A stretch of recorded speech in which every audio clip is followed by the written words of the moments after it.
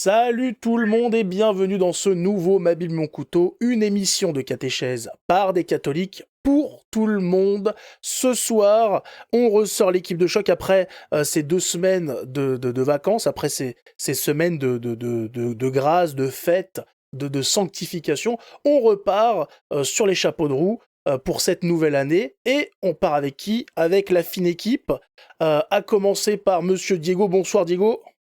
Bonsoir Gabriel, bonsoir Mauritius et bonsoir à tout le monde. Voilà, on peut dire bonne année, hein, bonne année. C'est vrai, je Bonne ne sais année, pas si meilleure je l'ai année, dit, oui. voilà, la bonne année à nos spectateurs en tout genre. On est accompagné, bien évidemment, aussi de Monsieur Mauritius. Bonsoir Mauritius. Bonsoir Gabriel, bonsoir à tous et bonne année.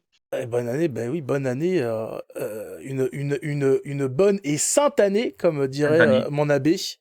Voilà, c'est exactement les termes. Donc, comme vous avez pu le voir sur le titre de ce soir, on va traiter les 7 péchés capitaux. Ouh là là là là, ceux qui sont les racines de tous les péchés, qui sont au centre de tout le reste, hein. C'est de là que découlent tous Oui. les autres. Voilà, tout est lié aux 7 péchés capitaux. On en parlera ce soir. Avant ça, quand même, on a des choses à faire, à commencer par les prières au Saint-Esprit, et ensuite on vous donne et l'exactitude des chapitres de cette émission de ce soir. Au nom du Père et du Fils et du Saint-Esprit. Amen. Venez, Esprit Saint, remplissez les cœurs de vos fidèles et allumez en eux le feu de votre amour. Envoyez votre Esprit Seigneur et il se fera une création nouvelle, et vous renouvellerez la face de la terre. Prions. Ô Dieu qui avez instruit les cœurs de vos fidèles par la lumière du Saint-Esprit, donnez-nous par ce même esprit de comprendre et d'aimer ce qui est bien et de jouir sans cesse de ces divines consolations par Jésus-Christ notre Seigneur. Amen. Amen. Avant Amen. de commencer de parler du sujet principal qui sont les 7 péchés capitaux, nous allons d'abord introduire une nouvelle rubrique, les apparitions mariales. Là, c'est quelque chose qui a marqué l'histoire de l'Église catholique. Les apparitions mariales, il y en a qui ont fait beaucoup de bruit. Les plus connus par chez nous, c'est par exemple la Salette, Lourdes. Dans l'Europe, on a par exemple Fatima. Voilà. Il y en a d'autres qui sont un peu moins connus par chez nous, par exemple Notre-Dame de Guadeloupe, qui a fait beaucoup de bruit en Amérique.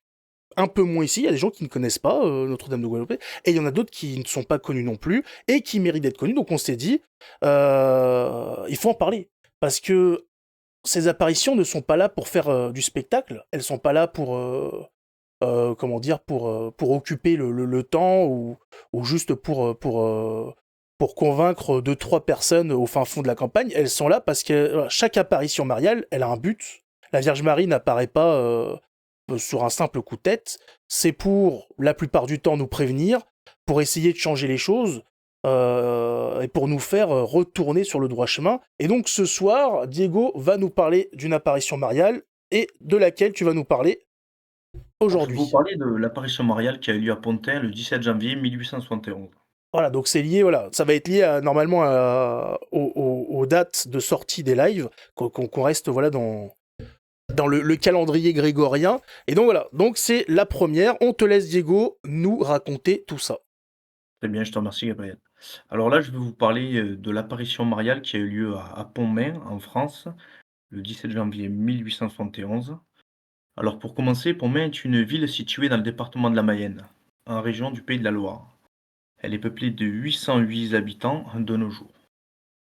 Alors pour commencer, on va parler du contexte historique. Le contexte historique, c'était que le 19 juillet 1870, Napoléon III déclara la guerre à la Prusse, l'ancienne Allemagne, et il pensa que la France allait rapidement gagner cette guerre. Mais c'est tout l'inverse qui se produisit, et ce fut une véritable débâcle, une déroute énorme pour l'armée française. Le 2 septembre, Napoléon III dut capituler à Metz et il fut emprisonné.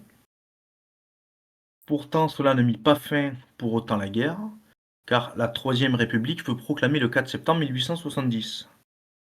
Vous vous doutez bien que cela n'a fait qu'empirer les choses. En à peine 10 mois de guerre, il y a eu plus de 200 000 morts dont les 3 quarts étaient français. Par la suite, Paris fut assiégé et l'angoisse était grande parmi tous les habitants.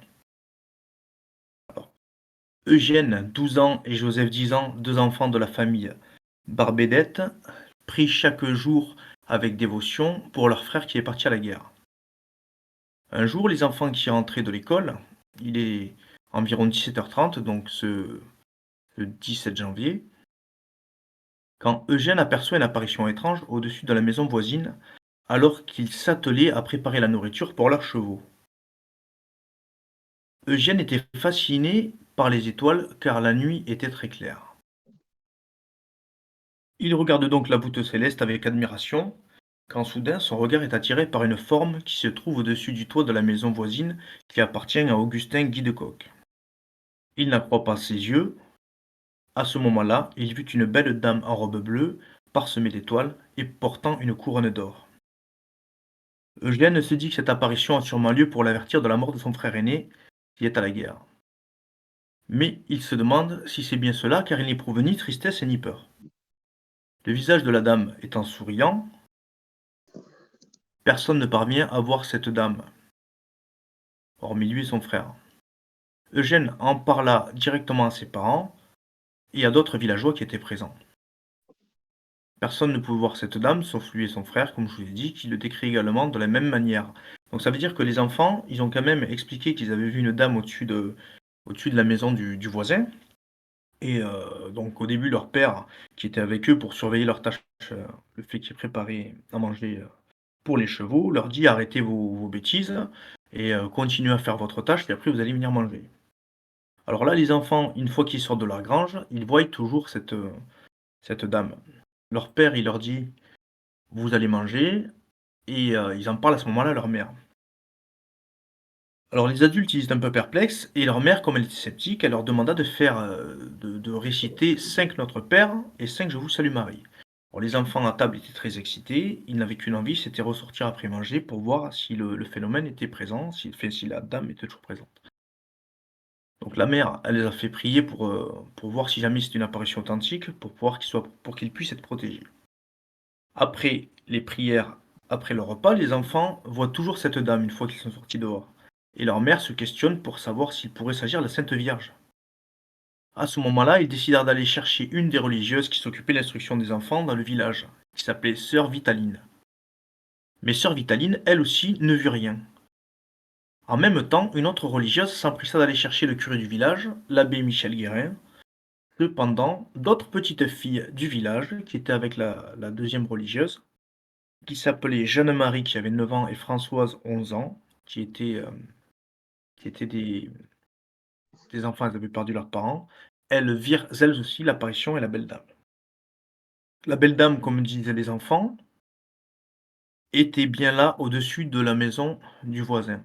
Elle était vêtue d'une robe bleue parsemée d'étoiles, avec un voile noir sur la tête et une couronne d'or avec un liseré rouge. Aux pieds, elle portait des chaussons bleus avec une boucle d'or. Elle tendait les mains en avant et souriait aux enfants. Elle apparut dans un triangle formé par 3 grosses étoiles d'or en plein ciel. Alors je tiens à rappeler que c'est un village qui était pieux, et tous les habitants priaient tous les jours, ils priaient le chapelet couramment avec ferveur, avec beaucoup de dévotion, comme ses enfants. Les gens du village, au fur et à mesure, accoururent devant la grange du reste du village pour observer ce phénomène et se mirent en prier avec les sœurs. Alors là, tout le monde était à genoux, était en train de prier. Quand arriva enfin l'abbé, une forme ovale bleue avec 4 bougies éteintes vinrent entourer la belle dame, et une petite croix rouge se mit à apparaître sur la poitrine à l'endroit du cœur. Pendant la récitation de leur chapelet, belle dame, au fur et à mesure de la récitation du chapelet, la belle dame grandit lentement au son, par rapport aux prières des Ave Maria. Plus il y avait d'Ave Maria, plus elle grandissait. La forme ovale grandissait elles aussi et les étoiles se multiplièrent sur sa robe et autour d'elle. Donc elle avait des étoiles qui, au fur et à mesure des récitations des gens de l'Ave Maria, les étoiles apparaissaient de plus en plus sur sa robe. Au début du Magnificat, une banderole blanche se déroula au-dessus de cet ovale et des lettres d'or vinrent s'écrire tour à tour. Le message va se continuer au fur et à mesure pendant les litanies, l'Inviolata et le Salve Regina. À ce moment-là, le message est enfin complet. Alors qu'est-ce qui va nous dire exactement ce message? Qu'est-ce qui y était écrit exactement? Je vais vous lire le message. « Mais priez mes enfants Dieu vous exaucera en peu de temps. mon fils se laisse toucher. Au début du cantique Mère de l'Espérance, la Sainte Vierge va lever les mains à la hauteur de ses épaules et remuer les doigts de remuer ses doigts au rythme des cantiques, comme un chef d'orchestre. Après un autre cantique dont le refrain est le Parce Domine, son visage est empreint d'une immense tristesse, une croix d'un rouge vif apparaît devant elle, portant le Christ en croix. Au sommet de la croix, une traverse blanche avec un nom écrit en lettres rouges ressemblant à du sang. Il était écrit Jésus-Christ. À ce moment-là, la Sainte Vierge prend la croix de main et la présente aux enfants. Une petite étoile vient allumer les bougies de l'ovale, on prie en silence, en pleurant, on chante Ave Maris Stella. Le crucifix rouge se met à disparaître, la Sainte Vierge reprend alors l'attitude du début et sourit à nouveau. Deux petites croix blanches apparaissent sur ses épaules. Au cours de la prière du soir qui va suivre, un voile blanc parti d'en bas monte lentement devant la Sainte Vierge, puis tout disparaît. C'est tout fini, dirent les enfants, et chacun retourna chez soi, le cœur en paix. Alors, il faut savoir que il y a eu des miracles, hormis l'apparition qui est elle-même un miracle. Au fur et à mesure que les gens priaient, il se passait des choses, d'accord, avec le message qui était délivré petit à petit. Il faut savoir que les Prussiens, donc, qui devaient prendre Laval, qui est 50 kilomètres au-dessus du village de Pontmain, ce soir-là, n'y rentrèrent jamais. Le lendemain, ils se sont repliés et l'armistice fut signé le 25 janvier de cette même année. Les 38 jeunes du village de Pontmain qui étaient partis à la guerre revinrent tous sains et saufs. L'apparition de Pontmain a été reconnue le 2 février 1872. Elle fait partie des 5 apparitions mariales qu'il y a eu en France qui forment la lettre M. Les lieux où la Vierge Marie est apparue en France: en 1830 à Paris, en 1846 à La Salette, en 1858 à Lourdes, en 1871 à Pontin et en 1876 à Pellevoisin.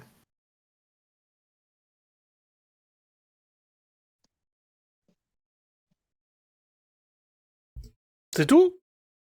Ensuite, on peut résumer Ah, aussi, c'est-à-dire résumer avec ce village, c'était des gens pieux qui priaient le chapelet. Les adultes étaient réticents. Au départ, ils ne croyaient pas. La mère, méfiante, demandant aux enfants de prier 5 Notre Père et 5 Je vous salue Marie à 2 reprises, quand elle les a vus en contemplation après le dîner. Particularité, c'était seuls les enfants voyaient la très sainte Vierge, c'est-à-dire que les parents ne la voyaient pas, les bonnes sœurs ne la voyaient pas, et même le prêtre. Seuls les enfants voyaient la Sainte Vierge. Et les mouvements de changement avec des écritures s'arrobent avec une multitude d'étoiles en fonction des prières des chants religieux en l'honneur de la très sainte Vierge. Après, comme je vous l'ai dit, les 38 garçons qui étaient partis à la guerre au combat et sont revenus sains et saufs.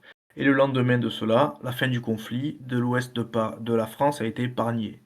Laval, sauf le village. Alors, il faut savoir que ce village n'a jamais été pillé par aucune armée.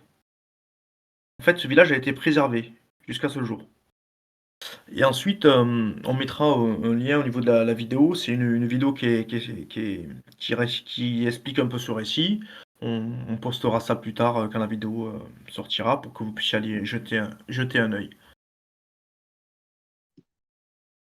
Et Diego, je sais pas si tu voudrais qu'on rajoute effectivement que, ce que tu disais effectivement, c'est qu'ils se sont arrêtés pas très loin de Laval, les Allemands, et Laval se trouve aux portes de la Bretagne. Donc c'est pour dire à quel point la France était complètement envahie par ses ennemis, qui semblaient avancer sans qu'aucune chose puisse les arrêter. Mm. Et le récit du général allemand, lors de la signature de l'armistice, disait: mais qu'est-ce qui vous a empêché de prendre et d'annexer la Bretagne directement?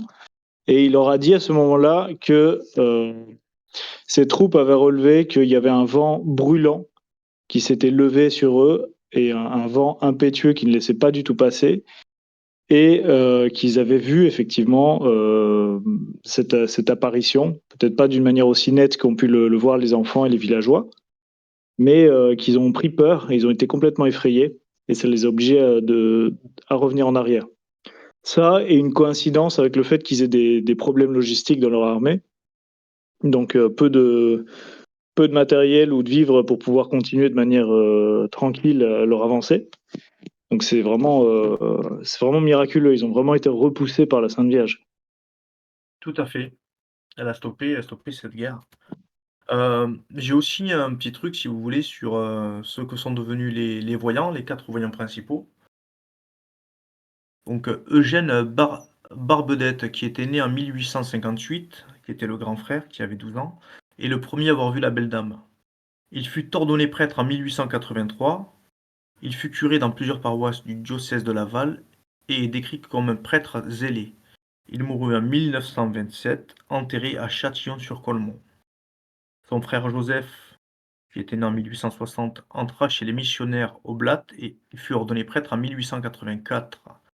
Et il rédigea un récit sur l'apparition. Il mourut en 1930, enterré à Pontmain. Françoise Richer, qui était née en 1861, est une femme chrétienne dévouée, gouvernante de l'abbé Barbedette. Donc l'abbé Barbedette, c'est Eugène, le premier voyant.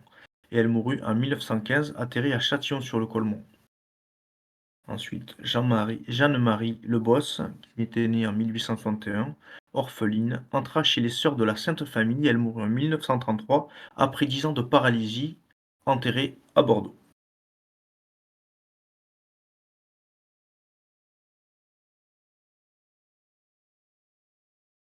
Je sais pas si vous avez des choses à rajouter, si vous avez des... Bah non, bah Bah, écoute, c'est très bien. Ouais, on a eu toutes les informations et voilà, c'est des choses incroyables qui malheureusement ne sont pas dans les cours d'histoire. Ah ben ça oui, ça Et, c'est euh, sûr. et puis peut-être la leçon, une petite leçon qui soit un peu plus simple qu'historique, c'est que pour un chrétien, par rapport à l'épreuve, c'est que quand on est angoissé, c'est ce réflexe d'aller chercher la paix dans la prière à Marie. Ce qu'a dit la Vierge, c'est mais priez, mes enfants. C'est parce que c'est par la prière qu'on atteint cette paix et qu'on est délivré dans l'épreuve. Donc c'est vraiment Mm. voilà, Et ne une jamais belle révélation de la désespérer. Vierge. Mm. Exact. C'est un péché le désespoir. D'ailleurs, en parlant de péché, on va pouvoir peut-être commencer sur cet aspect qui sont justement les péchés capitaux, en définissant particulièrement ce que sont déjà les péchés et puis leur gravité. On va rappeler déjà effectivement, parce qu'on en avait déjà parlé, ce qu'est déjà le péché, en sachant qu'il y en a deux, et ensuite on va parler de ceux qui sont à la source de tous les péchés, les 7 péchés capitaux. Alors dites-nous un petit peu déjà le péché. Le péché, qu'est-ce que c'est qu'est-ce que ça comporte? Est-ce que ça condamne à l'enfer tout de suite? Voilà, alors pour rappeler ce que c'est le péché, il me semble qu'on en avait déjà discuté dans d'autres vidéos. En notion générale, le mot péché, peccatus, qui vient d'un mot grec, signifie manquer à la cible. Dans la définition du catéchisme de l'Église catholique, c'est le fait de transgresser un ordre de Dieu sciemment et librement, intentionnellement. Donc on connaît par le décalogue, donc les 10 commandements, quels sont les ordres à accomplir et les œuvres que l'on doit faire, et surtout celles qu'on ne doit pas faire. Donc, par exemple, on peut dire aussi que dans son essence, le péché, c'est particulièrement une affection coupable pour la créature, c'est-à-dire des choses matérielles, des choses tangibles du monde, et une aversion naturelle, ou en tout cas le non-désir d'aller vers Dieu, ou en tout cas de repousser Dieu au profit d'un bien matériel et tangible. Alors, c'est un petit peu comme une manière de dire à Dieu, voilà, par le péché, c'est un rejet du joug divin. De la même manière que par exemple Lucifer, qui avait dit non serviam, nous, en péchant, c'est le même choix que l'on fait devant Dieu en disant voilà, je sais que ça c'est pas bien, mais je choisis sciemment de le faire parce que ça me plaît et de cette manière je me retourne de Dieu. Voilà. Alors, il faut quand même rappeler une chose, c'est qu'on ne commet pas un péché si on ignore ce que c'est et quand on ignore la gravité, ni non plus qu'on ne le consent pas. Donc par exemple, voilà, on peut pas dire d'un péché que c'en est un si par exemple on était endormi et voilà qu'on a commis un péché d'impureté pendant la nuit, qu'on le savait pas, qu'on n'était pas conscient, ou d'autres choses comme par exemple on a mal parlé sur quelqu'un mais on n'était pas au courant que c'était quelque chose de mauvais. C'est pas quelque chose de coupable. Alors, le péché, ça peut être défini également, pour qu'on comprenne à quoi ça ressemble, à une sorte d'immondice. Donc, c'est par exemple si on est revêtu d'une robe blanche qui serait la grâce de Dieu, donc c'est-à-dire l'amour de Dieu, par le péché, on le souille avec des immondices ou des excréments. Le péché, en fait, c'est quelque chose qui salit directement l'âme et il fait perdre sa beauté naturelle à l'âme humaine, donc ce qui nous donne l'amitié avec Dieu. C'est un peu l'exemple d'un enfant qui préférera un bonbon plutôt qu'une pièce d'or. On lui présente les deux, la pièce d'or n'étant pas directement palatable ou comestible, il va choisir le bonbon et il perdra beaucoup. Donc on éprouve des complaisances de toute façon dans notre vie pour le mal, qui sont normales, hein, qui sont issues du péché originel, donc qui ne sont pas notre fait, mais pourtant on porte tous cette blessure. Et le péché, ces concupiscences qui nous amènent au mal, donc par exemple des désirs un peu impurs ou voilà, la volonté de médire sur des gens ou de mentir, c'est des choses qui ne deviennent pas des péchés si on étouffe immédiatement ces envies-là. Donc, en général, par des prières ou pensées, par exemple, aux fins dernières. Donc, après, pour terminer sur le péché, on va discuter de ce que c'est un péché véniel. Mais lorsque l'on a péché, l'âme entre dans un état de péché. C'est-à-dire que jusqu'à ce qu'on choisisse de se convertir, de se repentir de ce que l'on a fait, de corriger ce que l'on a fait et de payer ce qui est dû. C'est-à-dire, en général, il y a une peine due au péché. Et souvent, ça va se manifester par des petites bricoles qui vont nous arriver dans la vie quotidienne. C'est important de parler de ça parce que très souvent, on se dit, ah, le péché, c'est un concept complètement spirituel, ça n'a aucun impact dans la vie. Eh bien non. Non, non, dans la vie quotidienne, les bricoles qui nous arrivent, les malheurs, les tristesses, tout ce qu'on parfois on reproche même à Dieu, sont toujours dus au péché humain. Voilà. Alors, maintenant, je vais vous parler il y a deux types de péchés. Il y en a un qui est moins grave, donc c'est celui qui ne détruit pas la vie de l'âme, mais qui l'amenuise, ou en tout cas Qui la met en qui va danger. finir par voilà, qui va finir par la mettre en danger, et plus particulièrement la mettre en danger de commettre d'autres péchés. Donc, on appelle ce péché véniel benia en latin. Donc, ce sont les péchés les moins graves. Ils ne séparent pas de Dieu. Par exemple, c'est comme quand on tombe malade. C'est pas une maladie qui mène à la mort, mais c'est une maladie qui nous affaiblit. Ou de même, ce serait un petit peu comme je sais pas, voilà, une journée ensoleillée et il y aura un nuage qui passe, et même si on sait qu'il fait beau, bah, ce nuage empêche le soleil de briller sur la Terre. Voilà. Donc, par exemple, ça pourrait être médire ou mentir si le mensonge ne mène pas à des choses trop mauvaises. Et c'est des choses qui sont pas vraiment très très graves, mais si on les répète à répétition et qu'on ment comme un arracheur de dents, on finira par désirer faire autre chose de pire. Et puis là, ça va nous séparer de Dieu. Alors le péché véniel, c'est quand même quelque chose qui prive des grâces actuelles. Donc on avait parlé de l'état de grâce et on avait parlé également des grâces que l'on reçoit de Dieu, qui sont souvent des inspirations, des bonnes dispositions de l'âme à faire le bien. Ou par exemple des grâces actuelles, ça peut également être des exaucements de nos prières au quotidien. Et très souvent, le péché véniel, bien qu'on se dise ah, allez, c'est pas très grave, j'ai menti, très souvent, la peine due à ce péché, bah, c'est de ne pas recevoir des choses qu'on aurait pu recevoir plus facilement. Alors, le péché véniel diminue également le bien et la volonté de faire le bien autour de nous. Donc, ça abaisse la charité et ça attire sur nous, bon, ça, on en avait parlé. Tac, tac, tac. Il nous valent. Alors voilà, ce qu'il faut quand même savoir avec le péché véniel, c'est qu'il peut nous valoir des maladies et la mort physique, ou pire. Et que ces choses-là, qui bien que pour nous soient très graves, en réalité, aux yeux de Dieu, notre mort sur la terre, c'est pas ce qu'il y a de plus grave, parce que ce qui est vraiment le plus grave, en fait, pour un catholique, ce serait de perdre la possibilité de voir Dieu, donc la vie. Donc ce serait mourir de mort qui serait grave pour nous. Voilà. Donc après ça, on peut discuter de ce qui justement mène à la mort éternelle, le péché mortel. Alors, pour ce qui est du péché mortel, je vais vous expliquer un petit peu un rappel. Donc, le péché mortel, tout d'abord, c'est une désobéissance grave à la loi divine, ou quand, en tant qu'homme, l'on manque à ses devoirs envers Dieu, envers son prochain, envers soi-même. Le péché mortel prive notre âme de la grâce sanctifiante, laquelle on a besoin pour pouvoir aller au ciel ou passer par le purgatoire pour expier ses fautes. Alors que c'est essentiel à notre vie spirituelle. Il entraîne à la perte du paradis, empêche l'acquisition de mérite et rend notre âme esclave du démon.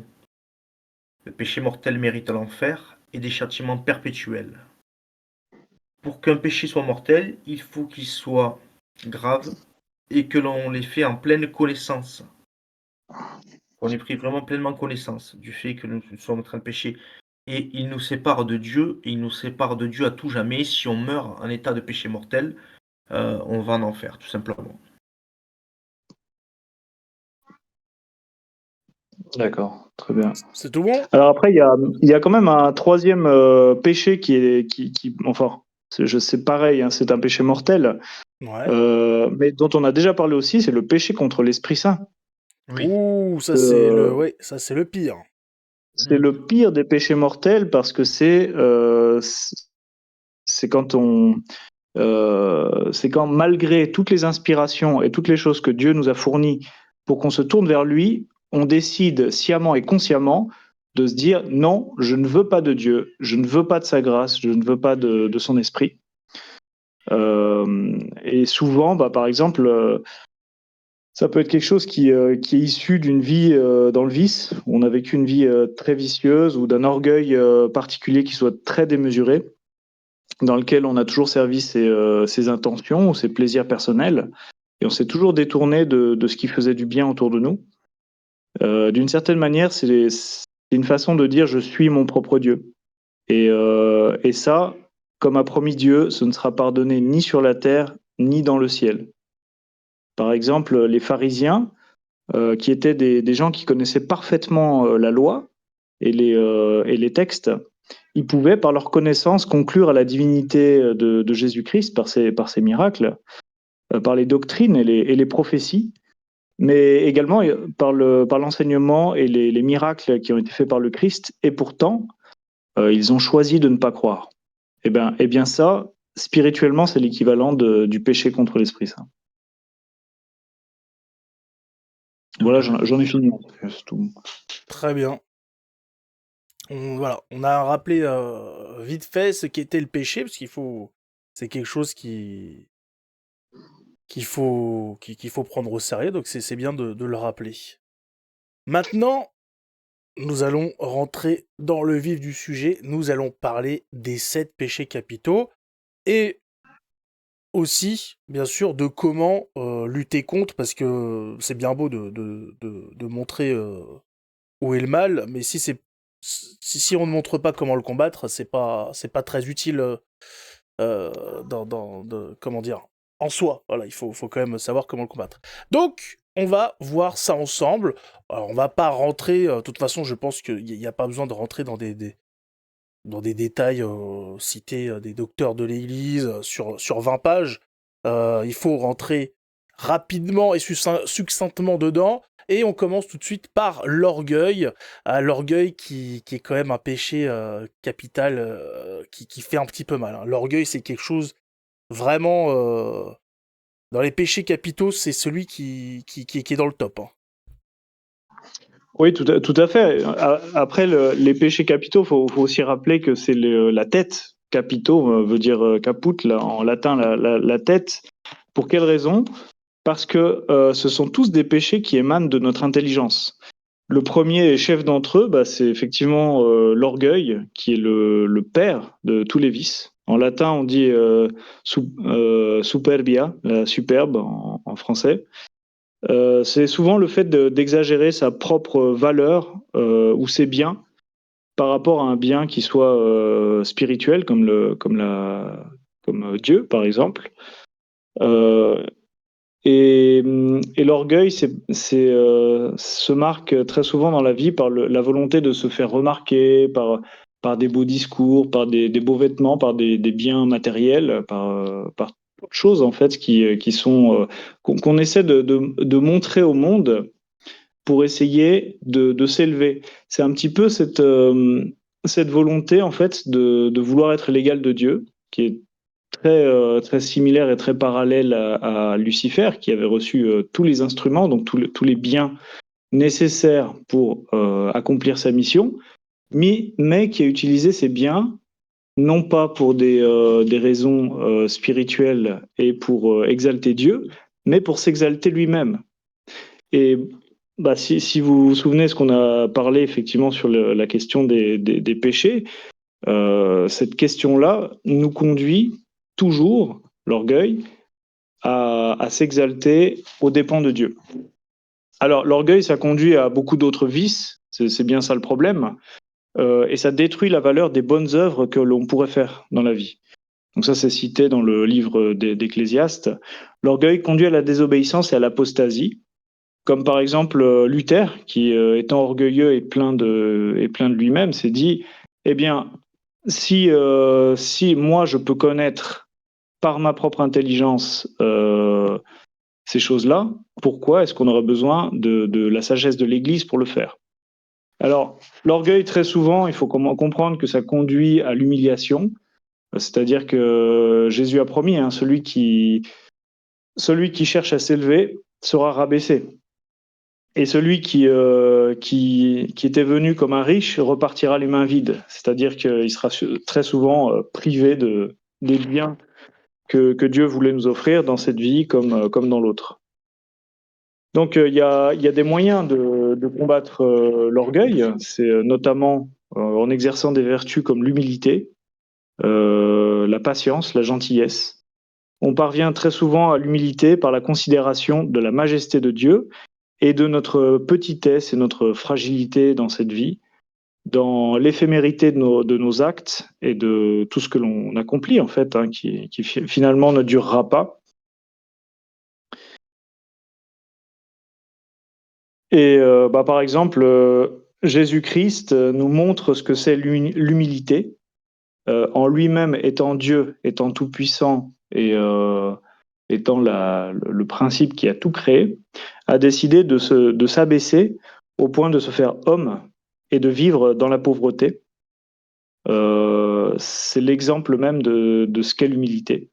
Donc même si on est puissant, même si on a beaucoup de biens, même si on a beaucoup de positions, savoir mettre ces choses-là non pas en avant pour se faire mousser, mais plutôt pour essayer de servir les autres, pour donner aux pauvres, comme l'ont fait beaucoup de saints au travers des âges, c'est le moyen d'éviter l'orgueil et de pouvoir vivre une vie sainte.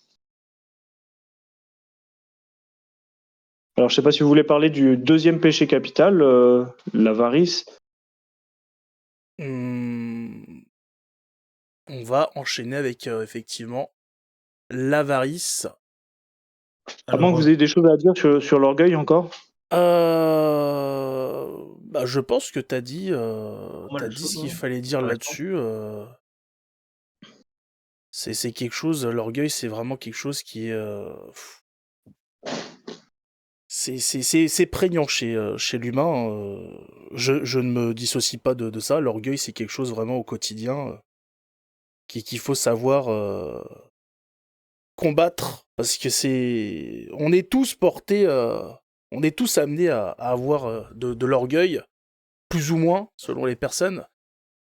Mais c'est chaud, hein. Il y a, franchement, ouais, c'est quelque chose qui est compliqué à combattre au quotidien. Ça plaisante pas.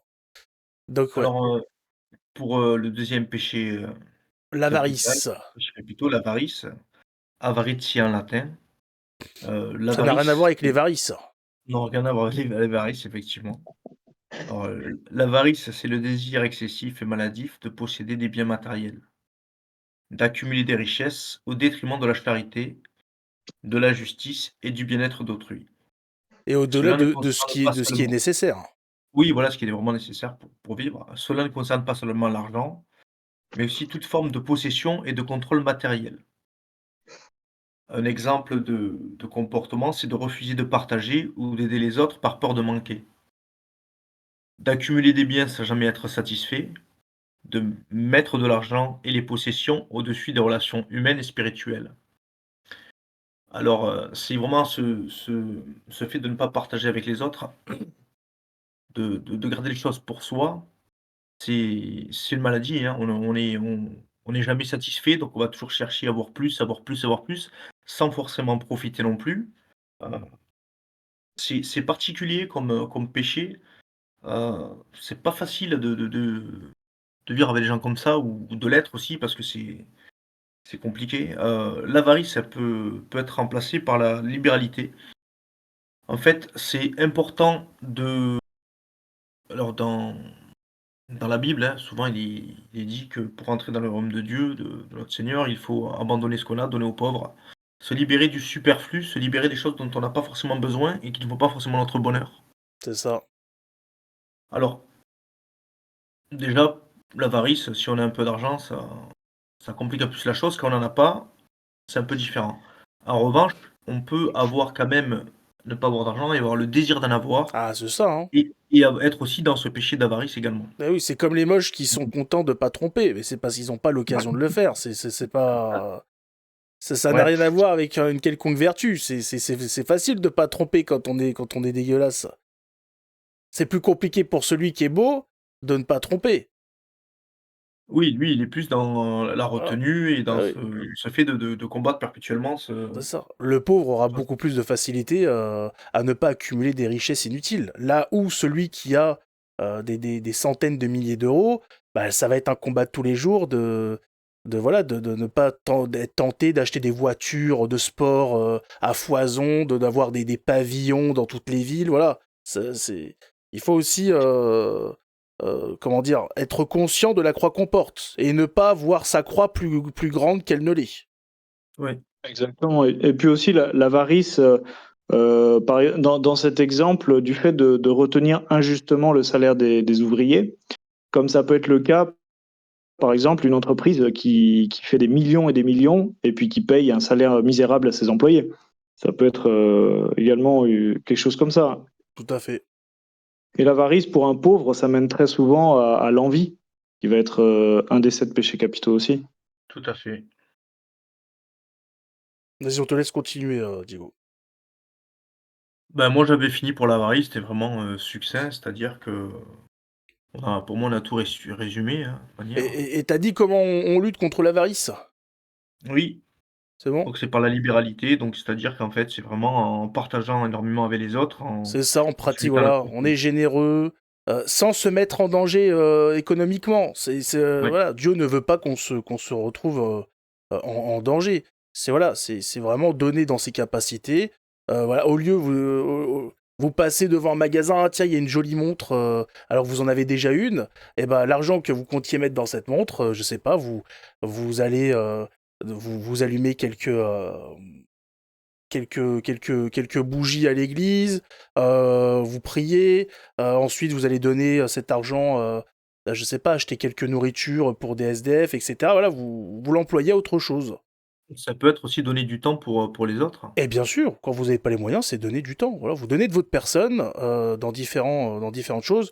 Il faut que ce soit au service de Dieu. Si ça va, si vous allez dans des choses qui vont à l'encontre, c'est un peu contre-productif quand même. Il faut que ça serve le dessein de Dieu quand même. Donc voilà, effectivement, pour l'avarice. Ensuite, c'est quoi? C'est la luxure. La luxure. Ouh là là, la luxure. La luxure. Et vous allez voir que la luxure, c'est quelque chose aussi. Parce que l'orgueil, c'est un péché, c'est le péché capital, mais la luxure, c'est un péché qu'il ne faut pas, comment dire, mettre au second plan parce qu'il coûte très cher à l'humanité, ce péché. Donc la luxure, qu'est-ce que c'est que la luxure? La luxure, c'est quelque chose qui, aujourd'hui, à notre époque, euh, est un petit peu trop, hein, un petit peu trop partagé, un petit peu trop utilisé par nous-mêmes et tout le monde. La luxure, c'est la recherche vicieuse des plaisirs sexuels. Qu'est-ce que c'est le plaisir sexuel, hein, on le sait très bien, le plaisir sexuel, déjà on peut dire, hein, si vous n'étiez pas au courant, que c'est lié à un acte sexuel. Voilà. Il n'y a pas de plaisir sexuel sans acte sexuel. Et il y a finalité de l'acte sexuel, c'est à la base le don, De enfin le procréation. don, c'est la procréation, la fidélité et la procréation. Hein. Comme l'œil sert à voir, comme l'oreille sert à entendre, comme le nain sert à être lancé, eh bien, l'acte sexuel a pour finalité de donner la vie à un enfant. C'est l'acte sexuel, c'est ça. Son utilité, ce pourquoi ça existe, c'est pour donner la vie. Ne pas l'employer pour ça, c'est utiliser un marteau pour changer une roue. Ça ne, voilà, c'est utiliser un tournevis au lieu d'une clé plate. C'est pas le bon outil. C'est pas la bonne façon d'utiliser. Ça, son utilisation, c'est seulement pour ça. D'un point de vue catholique, le sexe, le rapport sexuel, le plaisir sexuel n'est là qu'en vue de procréer. Cet acte va exiger, pour le bien de l'enfant et de son éducation, ensuite, bien sûr, d'être fait dans un état stable. Qu'est-ce qu'on appelle un état stable ? Bah, c'est le mariage. Voilà. On ne fait pas d'enfants hors mariage. Dans le catholicisme, ça peut arriver. Moi-même, étant rentré tard dans le chemin de la vérité, et quand je me suis marié à l'église, j'avais déjà des enfants. Donc, bien évidemment, on est tous, voilà, on est tous pécheurs, on est tous un petit peu perdus dans la vie, donc les choses des fois ne sont pas faites dans l'ordre. Ça, c'est pas grave, personne n'est condamné. Mais dans le meilleur, voilà, dans le meilleur des plans, dans la meilleure suite logique, le mieux, c'est voilà, enfin le plus ce qui est conseillé, ce qui est demandé, c'est de se marier et d'ensuite au sein de ce mariage pratiquer l'acte sexuel qui donnera la vie. Donc, cette histoire de mariage, cette situation stable du mariage, ça veut dire que hors du mariage, tout acte sexuel est considéré comme vicieux, abusif et pervers. Tout. Voilà, vous pouvez imaginer tous les actes sexuels possibles, imaginables, seul, à deux, à trois, à quatre, avec des animaux, avec des meubles, sa voiture, ce que vous voulez, c'est hors du mariage. On ne badine pas, on ne négocie pas. Ça ne, voilà, tout sera considéré comme du péché, comme de la luxure, voilà, comme le péché capital le dit. Par exemple, quand on utilise... Non, ça c'est pas ce que je voulais dire. À savoir, ça j'ai parlé hors du mariage, à savoir qu'on peut aussi commettre le péché de luxure au sein du mariage. On appelle ça un abus sexuel. Alors c'est pas l'abus sexuel qu'on parle d'une façon juridique. Là on parle d'une façon théologique. L'abus sexuel, par exemple, c'est quand on utilise l'autre juste pour son plaisir personnel, pour son propre plaisir. Voilà, on ne cherche pas à partager, à se donner à l'autre. On ne l'utilise que pour son propre plaisir, que pour assouvir comment dire, sa sexualité, Libido. sa jouissance. Voilà, c'est vraiment voilà. Là, on appelle ça dans l'Église catholique un abus sexuel. Le rapport, l'acte sexuel doit toujours être fait dans une volonté de don, de partage, et non pas dans un but égoïste. Le plaisir sexuel peut être vertueux. Ça doit être le signe de la procréation, mais aussi le signe de l'amour mutuel et fidèle entre l'homme et la femme. Voilà, c'est pas...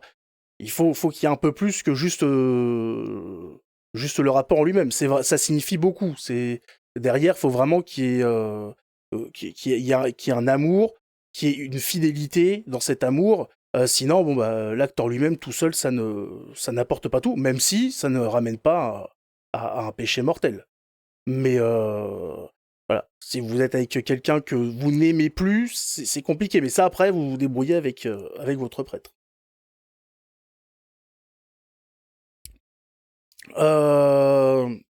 Donc, l'acte sexuel, l'acte d'amour, quand il est fait avec un amour mutuel, avec de la fidélité, dans l'optique de procréer, ça donne l'acte sexuel parfait et vertueux, voulu par Dieu. Voilà, il faut tout ça pour l'avoir exactement comme il a été demandé.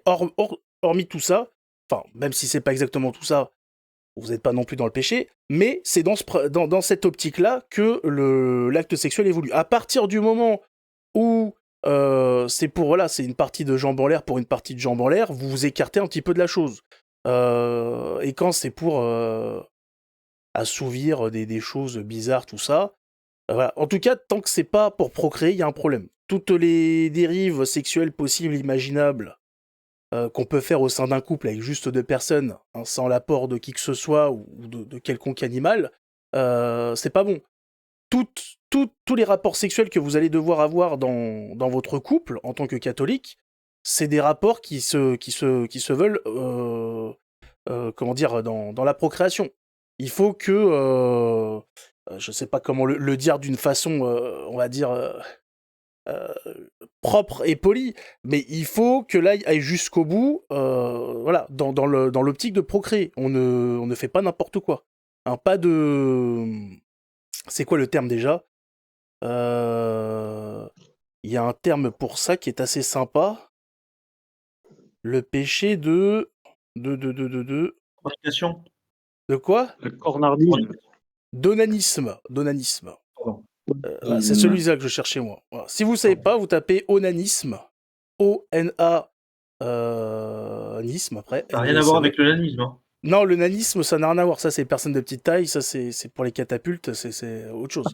L'onanisme, c'est le fait pour l'homme de jouir ailleurs que là où il doit jouir pour procréer. Voilà, hein, grosso modo. Ça, voilà. Ça, vous oubliez complètement toute l'imagination, enfin, tout ce qui a pu être montré dans les films porno, tout ce qui a été mis à la mode ces dernières années et tout. Vous oubliez, on est tous influencés par le porno. Voilà, enfin, tous. Pas tous, mais en tout cas, une bonne partie. Tout ça, voilà, tout ça, il faut le combattre, il faut l'oublier parce que ça ne rentre pas dans la volonté de Dieu. La luxure, on le voit, mutile inévitablement l'homme en pervertissant tous les rapports de l'homme par rapport à Dieu, par rapport à lui-même, par rapport à son prochain.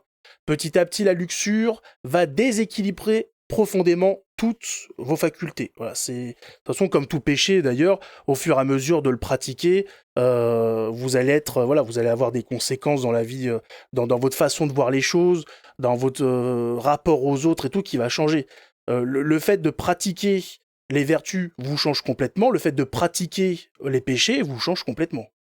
Les gens se rendent pas compte, mais s'empêtrer dans le péché, ça peut vous changer complètement. Vous pouvez avoir votre personnalité qui change complètement, et à l'inverse, pratiquer les vertus, etc., vous fait aussi changer complètement. Il y a des gens qui se retrouvent complètement transformés du fait de pratiquer quotidiennement la prière, de s'acharner dans la bonté, tous les jours, voilà, et d'essayer d'être là pour son prochain. Ça peut complètement modifier une personne. Ah oui, tout à fait. Petit à petit, donc la luxure va déséquilibrer nos facultés. Ce qui va se passer dans la luxure, c'est qu'en fait, les facultés inférieures vont prendre le dessus sur les supérieures. C'est les sens et la chair qui vont imposer à l'esprit leur tyrannie et leur caprice. Là où nous, en tant qu'hommes, en tant qu'espèce évoluée, on va dire ça comme ça, même si c'est pas ce qu'il faut dire, mais en tant qu'être conscient, c'est l'esprit qui doit dominer la chair et non la chair qui doit dominer l'esprit. Sinon, on est des animaux. C'est voilà, on vit de l'instinct, comme les animaux qui sont en chaleur, qui se contrôlent pas. Voilà. Nous, non, on a une capacité. Dieu nous a donné le discernement, nous a donné la chance d'être, d'avoir conscience de notre existence. Et donc, on se doit de se contrôler. On ne succombe pas à à ses pulsions, etc. On doit vraiment maîtriser la chair. On doit, voilà, ce péché original qui nous colle à la peau, on doit se battre contre lui tous les jours, malgré, voilà, le baptême, c'est pas, ça aide, mais c'est pas, comment dire, c'est pas un cheat code. Vous n'allez pas activer le God mode et être après tranquille toute la vie, malgré les sacrements et tout. Tous les jours, vous allez on va devoir se battre contre l'orgueil, la luxure, etc. Même au sein d'un couple, voilà, même si vous êtes quelqu'un de très droit, le péché se cache derrière chaque angle de mur.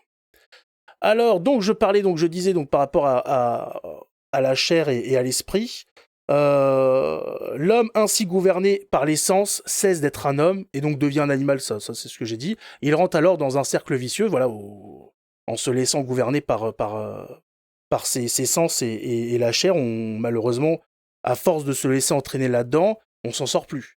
On est en constance en recherche du plaisir, et vu que cette recherche du plaisir, cet enchaînement de plaisir ne permet pas d'assouvir ce besoin naturel qu'on a, puisque ce qu'on réclame en tant que créature de Dieu, c'est un plaisir sexuel, mais dans le mariage, dans la fidélité de la procréation, on enchaîne, on augmente la quantité à défaut de simplement se contenter de la qualité, et on finit par petit à petit se détruire, parce que à force d'enchaîner ces relations sexuelles hors mariage, donc dans tout ce qu'il y a de plus vicieux, d'abusif et pervers, on enchaîne les péchés, et vous imaginez bien qu'une vie de péché, de luxure, finit par vous détruire complètement, et des fois on a des femmes et des hommes qui sont dans des états qui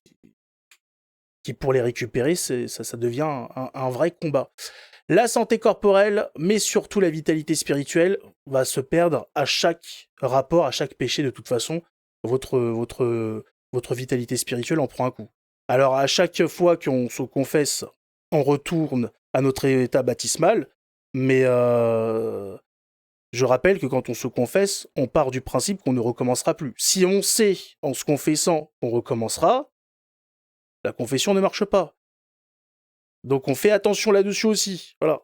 On lutte, on part du principe, voilà, on a péché, ça arrive, hein, le péché de luxure, c'est quelque chose qui s'accroche, mais on se dit, bon, je suis tombé, j'ai conscience que je suis tombé, je repars. Allez, je repars de zéro, mais je repars confiant, et cette fois-ci, je tomberai pas. On le sait tous, on a tous vu, on a tous été gamins, on a tous appris à faire du vélo. Encore plus petit, si vous avez des enfants et tout, vous les avez vus commencer à apprendre à marcher. On chute, mais on se relève et on tente d'aller plus loin que la dernière fois, jusqu'au jour où on ne chute plus. Et alors là, là c'est le top du top. Pour conclure sur le péché, ce péché capital, faut se rappeler aussi de l'apparition de Fatima, parce que le péché de luxure, on nous a prévenu là-dessus. La Vierge Marie a montré l'enfer aux trois pastoraux et leur a bien indiqué qu'une grande partie des âmes qui étaient en enfer ont été conduites en enfer à cause du péché de luxure. Donc ça nous concerne tous, vu que c'est le péché, c'est pas le péché, mais c'est celui qui condamne beaucoup, et on le voit aujourd'hui, avec la pornographie, avec les applications de rencontres qui permettent d'avoir un coup d'un soir très rapidement. Avant, pour avoir un coup d'un soir, fallait sortir, fallait traîner dans les bars, fallait passer des heures, et très souvent, tu te retrouvais à rentrer chez toi tout seul. Aujourd'hui, avec une application, vous rencontrez en 1 heure 500 personnes, et vous imaginez bien que c'est bien plus facile comme ça de trouver quelqu'un qui va pécher aussi que de la façon à l'ancienne. Donc on fait attention, on fait très attention à la luxure, qui est quelque chose de très répandu. À savoir que pour lutter contre la luxure, déjà, le plus simple, le plus radical, c'est de vivre en état de chasteté, hein. Aucun plaisir sexuel, que vous soyez en couple ou pas. Si par exemple même en couple, il y a des dérives, vous vous dites, voilà, pendant 1 mois, je sais pas, peut-être 2 semaines pour commencer, rien, voilà. Aucun rapport, on va essayer vraiment de se recentrer, de contrôler la chair, Et ça marche, hein. Franchement, ça marche. Par exemple, si vous êtes habitué, vous êtes quelqu'un qui a consommé beaucoup de porno, tout ça, déjà, vous oubliez le porno, hein, déjà pour commencer. Les plaisirs solitaires, vous mettez ça à la poubelle. Et surtout, vous arrêtez ça. Et en plus, vous enchaînez avec de la chasteté. Je peux vous dire qu'après un mois de chasteté, un mois sans rapport, hein, le missionnaire, hein, suffit amplement. Il n'y a pas besoin de faire 50 trucs. Hein, vous allez voir que les choses les plus simples deviennent incroyables. Voilà. Et petit à petit, au fur et à mesure, vous commencerez. Je ne dis pas qu'il faut se contenter du missionnaire. Je dis juste que pour se débarrasser de tout le superflu qu'on nous a montré comme quelque chose qu'il fallait pratiquer, bah, pour s'en débarrasser, il faut se priver pour ensuite se contenter du principal, on va dire. Donc après, Et il y puis, a, il y a la chasteté dessus. Ouais, qu'est-ce que tu veux dire? bah, je voulais juste emboîter là-dessus, juste pour une petite. Alors, c'est pas du tout une parenthèse, c'est pour continuer ce que tu disais. C'est-à-dire qu'il y a quand même une méthode, parce que très souvent, les gens qui sont dans les péchés d'impureté, que ce soit à travers des applications, ou que ce soit à travers de la masturbation, par exemple, ou la pornographie, il y a très souvent un facteur qui revient, c'est la solitude. Ah oui. C'est très souvent dans les moments où les gens sont tout seuls, isolés, ou qu'ils ont le moyen d'être isolés sans que personne vienne les déranger, ou que quoi que ce soit vienne les déranger. Et c'est très souvent dans ces moments-là qu'apparaît, que nous est suggérée l'impureté, très souvent par des souvenirs, hein, c'est souvent comme ça. Mais aujourd'hui, toute la société est faite pour nous pousser vers cette impureté constante, et la pornographie n'a jamais été aussi facilement accessible qu'aujourd'hui par Internet. Mm. Et bah, je voulais juste donner ce petit exemple que m'avait donné un curé. Il disait, bah, effectivement, quand vous connaissez cette situation, fuyez l'occasion du péché. Si vous savez que vous êtes tout seul et que vous vous êtes surpris à une première pensée et que vous savez que vous êtes incapable d'y résister, parce que très souvent ça arrive pour les gens qui ont passé des années dans ces vices-là, sortez. Ne restez pas chez vous, marchez dans la rue. Ne revenez pas tant que vous ne savez pas s'il y a quelqu'un chez vous, que vous allez faire une activité, du sport, Ouais, trouver aller quelque au chose pour vous travail. occuper. Ouais. Mais voilà, mais ne surtout pas se retrouver seul avec soi-même. Quand on est dans ces moments de tentation qui sont parfois presque irrésistibles, hein, je pense pour certaines personnes qui passent des années, il y a même un mot pour les gens qui s'enferment dans des chambres avec des films, c'est les gooners. Je sais pas si vous avez vu ces reportages qui parlent de ça. Bah, c'est le principal facteur de rechute systématique, c'est le fait qu'il soit tout seul. Voilà, c'est ce que j'avais à rajouter. C'est ça. Non, c'est vrai que oui, oui, ça facilite la chose. C'est vrai que si t'es tout le temps avec quelqu'un, s'il y a tout le temps quelqu'un avec toi, ça devient compliqué. Donc c'est vrai qu'il faut éviter. Il faut trouver des occupations, voilà. Faut pas avoir le temps de pouvoir, voilà, d'avoir le temps de faire ce genre de choses tout seul. Et comme ça, après, le temps passe. Et au bout d'un certain temps, parce qu'au début, je sais que ça peut être dur si vous n'avez pas un bon déclic, mais au fur et à mesure, les choses deviennent de plus en plus faciles. Et puis, priez, et vous verrez que c'est ce qui va aider aussi, ce qui va aider au quotidien, de demander la force à Dieu de vous en sortir. Il faut, je sais pas si on l'avait déjà dit, mais en tout cas, il faut au moins le répéter si ça a été dit. Dieu ne nous donne pas d'épreuves qu'on ne peut pas surmonter. Il peut pas avoir de tentation plus grande que votre capacité à la combattre. Donc, vous ne tomberez que si vous voulez tomber. Donc voilà. Donc après, bon bah, vous pouvez voilà pratiquer la chasteté, la prière, et on s'occupe pour lutter contre ça. Et on se trouve une bonne femme, hein, voilà. Et on fait des enfants. Et comme ça, on joint hein, l'utile à l'agréable. Et là, on se met bien. Voilà pour la luxure. Alors ensuite, c'était quoi après la luxure? C'est C'était l'envie. l'envie. Ah bah voilà, ça s'enchaîne bien. Alors l'envie, qu'est-ce que c'est l'envie? Est-ce que c'est Bon, l'envie d'avoir envie? l'envie d'avoir envie jusqu'au bout de sa vie. Alors l'envie, du coup, invidia en latin. L'envie, c'est un des péchés capitaux, donc le quatrième, il est souvent considéré comme étant un désir excessif de posséder ce que les autres ont, et ce que l'on n'a pas. Ce péché il va découler de la convoitise des biens, du statut, de la réussite ou des qualités d'autrui. Contrairement à l'aspiration, l'admiration, l'envie a une connotation négative, car il naît souvent du ressentiment ou de la jalousie qu'on peut avoir envers les personnes et ceux qui semblent avoir quelque chose de mieux. L'envie, à la base, c'est une émotion qui peut se manifester de manière subtile mais très puissante. Elle va se nourrir de la compassion, de la comparaison avec les autres. Ça va créer un sentiment d'insatisfaction vis-à-vis de ce que l'on possède et de ce que l'on est. Et au niveau de la foi catholique, c'est vu comme un péché majeur aussi, hein, parce que il porte atteinte à la charité, à l'amour du prochain qu'on peut avoir pour notre prochain. Au lieu de se réjouir du bien-être des autres, de leur réussite dans leur travail, dans leur vie, amoureuse et tout ça, on va être envieux, on va vouloir désirer ce qu'ils ont. L'envieux va éprouver de la frustration et parfois même de la haine envers ceux qui jalousent, parce qu'ils désirent leur bien. L'envie, c'est également, ça va aussi également engendrer un mal-être constant chez la personne, une insatisfaction par rapport à ce qu'il a, ce qu'il possède et par rapport à ses propres réussites et ses acquis.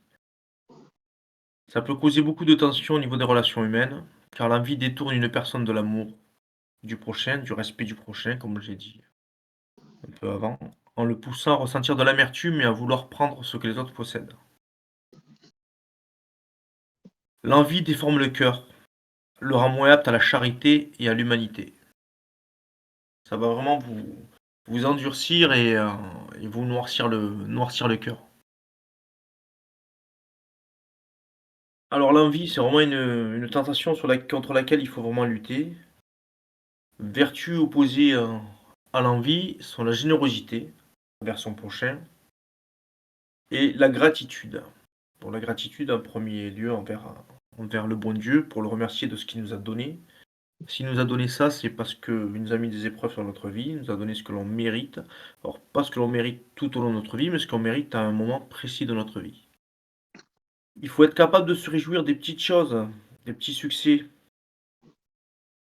et aussi du bonheur des autres et de la réussite des autres.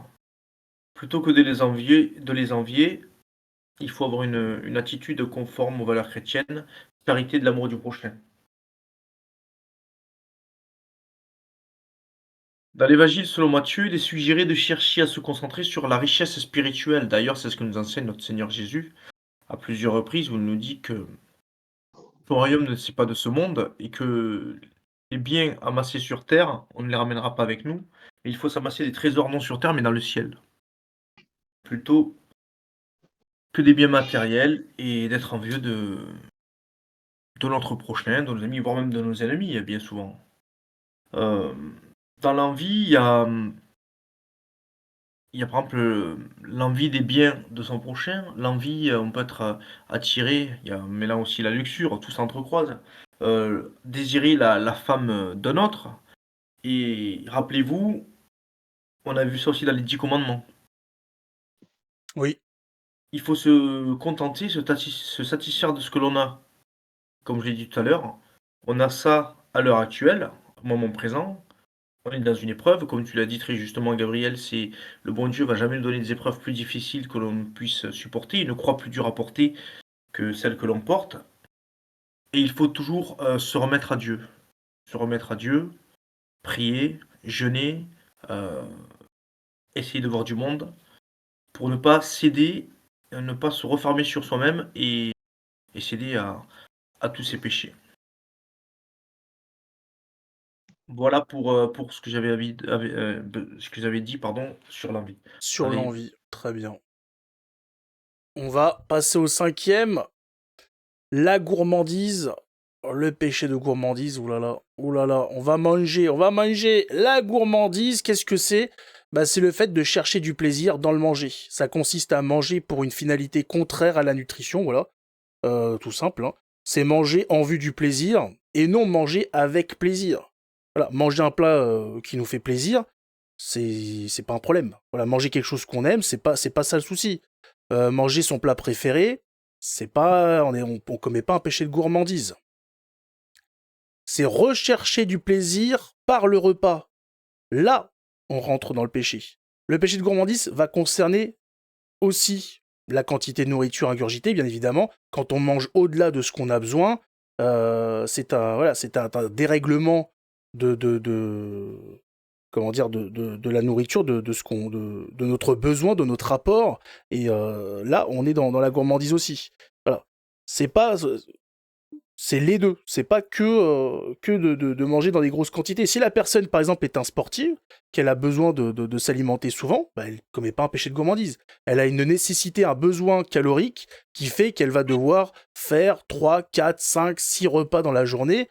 Là où, par exemple, si vous n'êtes pas un sportif et que vous faites 3 repas plus du grignotage par-ci par-là, là, on n'est pas sur le même rapport à la nourriture.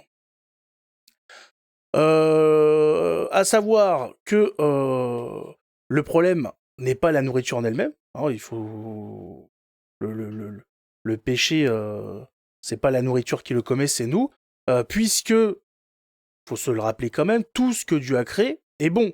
Aucun aliment n'est à proscrire si on le prend avec action de grâce. Ça veut dire qu'on le prend vertueusement. Voilà, il faut simplement se nourrir convenablement, se nourrir correctement, de la bonne façon. Et là, il n'y a pas de problème. Dieu nous a donné des aliments pour refaire nos forces, pour être utiles, pour servir les autres et surtout servir Dieu. On se nourrit pourquoi ? Pour rester en vie. Pourquoi on reste en vie ? Pour servir Dieu chaque jour. Voilà, on est sur terre pourquoi ? Pour faire la volonté de Dieu, en vue, on l'espère, d'accéder au paradis et de pouvoir vivre au sein de Dieu. Dans la gourmandise, la nourriture, elle, devient un objet de préoccupation déréglé. Donc c'est ça. Là, nous, on vit en tant que personne voilà, normale. On mange tranquillement. Voilà, c'est pas notre préoccupation. On mange pour continuer à vivre. Là où, dans le péché de gourmandise, c'est vraiment manger devient ça devient, comment dire, une obsession tous les jours. Au lieu d'être vu comme un don de Dieu, on va voir la nourriture comme un bien absolu. Dont on va faire le centre de notre vie et dont on va vivre pour ça. Quand vous vivez pour manger, vraiment vous êtes tous les jours en train de dire « Ah là, ce midi je vais manger ça, après je vais manger ça, vivement demain pour que je... » Là c'est un problème. Quand vous voyez la vie qu'à travers la nourriture, là vous savez que vous y êtes. Là vous êtes dans le péché de gourmandise parce que la nourriture, certes, il est tout à fait normal de vouloir manger des bonnes choses, mais quand ça devient une obsession, quand ça devient vraiment le centre, que tous les jours, c'est le sujet, c'est la préoccupation de faut absolument que je mange ça. Après, voilà, là, il y a un petit souci quelque part. Voilà, on n'est plus dans manger pour vivre, comme on a l'adage qui dit voilà, on ne vit pas pour travailler, on travaille pour vivre. Bah, c'est pareil pour manger. Voilà. On ne mange pas pour vivre, on vit. Non. On mange pour vivre, on ne vit pas pour manger. Voilà, c'est comme ça qu'il faut le dire.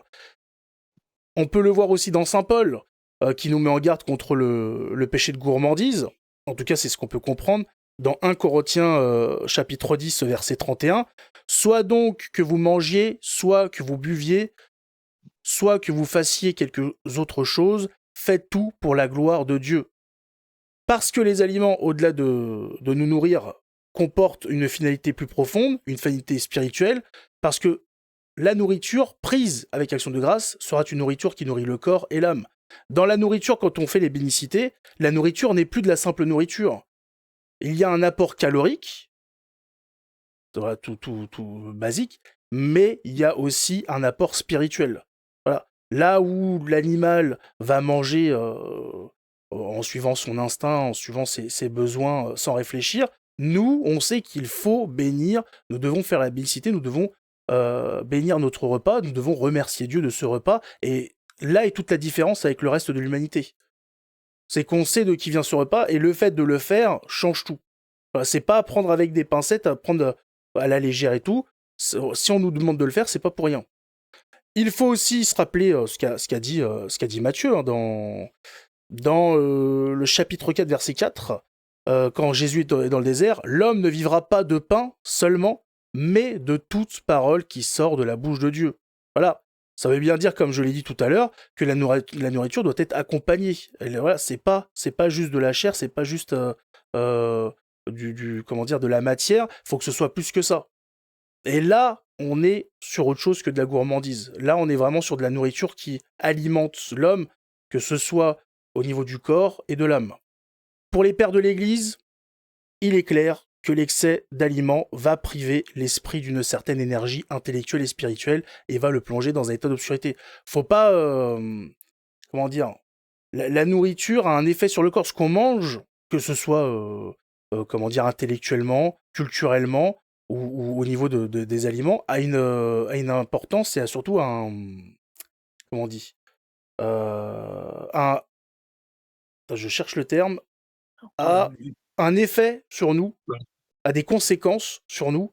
Voilà, les gens par exemple qui abusent du sucre, bah, ils se rendent compte que ils ont une plus grande fatigue. Le sucre a une tendance à fatiguer le corps. Quand on abuse tout ce qui va être à base de glucides et compagnie, les pâtes, le pain, tout ça, voilà. Il y a une conséquence. Et cette conséquence n'est pas que physique. Ça va aussi obstruer notre façon de penser, etc. Parce que le cerveau est nourri par ce qu'on mange. Donc on fait attention. Et cette pesanteur, au final, va nuire au combat spirituel et donc va nuire à la volonté de Dieu, et c'est pas ce qu'on cherche. Donc on fait attention à ça. Pour lutter contre la gourmandise, eh ben on va pratiquer la tempérance. Voilà, on va manger et boire de façon modérée. On peut pratiquer aussi bien sûr des jeûnes, très bon. Alors, on fait pas n'importe comment. Il y a une façon de commencer un jeûne, il y a une façon de le finir. Voilà, quand on pratique un jeûne assez drastique, avec un repas par jour composé de quelques légumes, une fois qu'il est fini, on s'amuse pas à attaquer un jambon cru, de la pizza et compagnie. Donc faites ça, allez voir un père de l'église, allez voir un abbé et tout, demandez-lui comment faire, il vous expliquera exactement les procédures et ce qu'il faut faire pour pas nuire à sa santé suite à ça. On fait attention bien sûr à ce qu'on mange, on privilégie les fruits, les légumes, on met un holà sur les sucres. Par exemple, le sucre, ce qui est bien en tant qu'adulte, c'est de se réserver un jour. Voilà, vous dites, il y a un jour où je me permets de manger du sucre, et les autres jours, là, par exemple le dimanche. Le dimanche, c'est le jour du Seigneur. Ce jour-là, je me permets de manger du sucre. Parce que le sucre, c'est un plaisir. Il n'y a pas d'apport, il n'y a pas de choses utiles dans les pâtisseries et compagnie. Donc, on se l'autorise un jour dans la semaine. Pour les gens qui n'arrivent pas à se contrôler, quand vous êtes quelqu'un qui se contrôle, qui a une bonne santé et tout, là, bon, bah, vous pouvez vous permettre d'aller un petit peu plus loin. Et après, bien évidemment, comme pour tous les autres péchés, la prière. Et comme pour la luxure, j'ai envie de dire, quand on est tout seul, qu'on s'ennuie, on a une tendance à grignoter. Donc on s'occupe. Voilà, on sort, on voit du monde, on essaye de se lancer dans un projet, tout ça. Et le fait de s'occuper, déjà, ça vous fera un petit peu oublier la nourriture. Alors, Gabriel, si tu me permets, je pense qu'il y a aussi un parallèle qu'on pourrait faire entre la consommation d'aliments, c'est-à-dire le fait de manger, et aussi avec les boissons, notamment les boissons alcoolisées. Ah bah bien sûr. C'est vrai que j'ai beaucoup parlé de l'alimentation au niveau de tout ce Ça qui était rentre aussi aliments et tout, mais c'est vrai, oui, bien sûr, ça l'alcool, rentre les sodas, tout ça, oui, oui. et même l'alcool, c'est-à-dire que ce qui est interdit contrairement aux musulmans, c'est interdit, c'est proscrit, normalement d'après ce qu'ils font. Après il y a la théorie et la pratique chez eux, hein, c'est autre chose. En revanche, chez nous, ce qui n'est pas interdit de boire, de se réjouir, notamment il avait été reproché à notre Seigneur, de boire, on lui dit qu'il buvait avec, faisait toujours la fête, mais le problème n'est pas de boire, le problème, c'est l'ivrognerie qui est interdit. C'est le fait d'être sous l'ivrognerie dont découle beaucoup de péchés, notamment on avait parlé aussi de Noé. Le fait de boire, il faut toujours être modéré dans ce qu'on fait. Boire Eh avec oui, modération, manger avec modération, pour ne pas, altérer un changement de comportement chez nous, qui va nous pousser vers le péché et qui laisse la porte ouverte aux démons.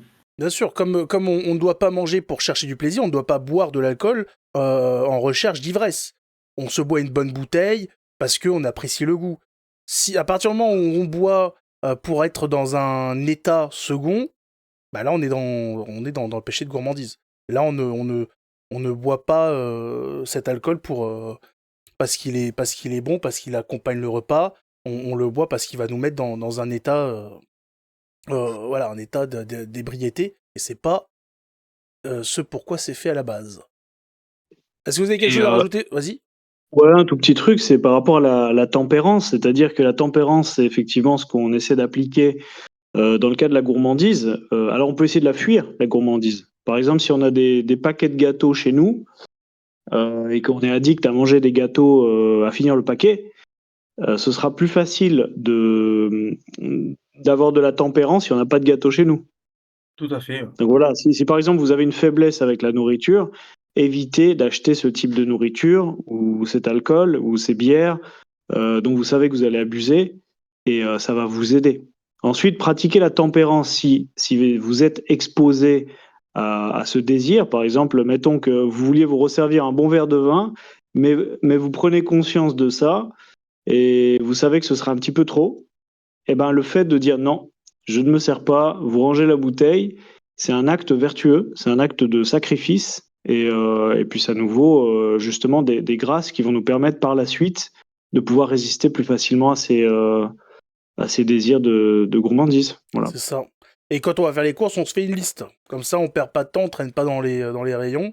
Faites votre liste de courses avant, et comme ça, vous prenez exactement ce que vous avez besoin.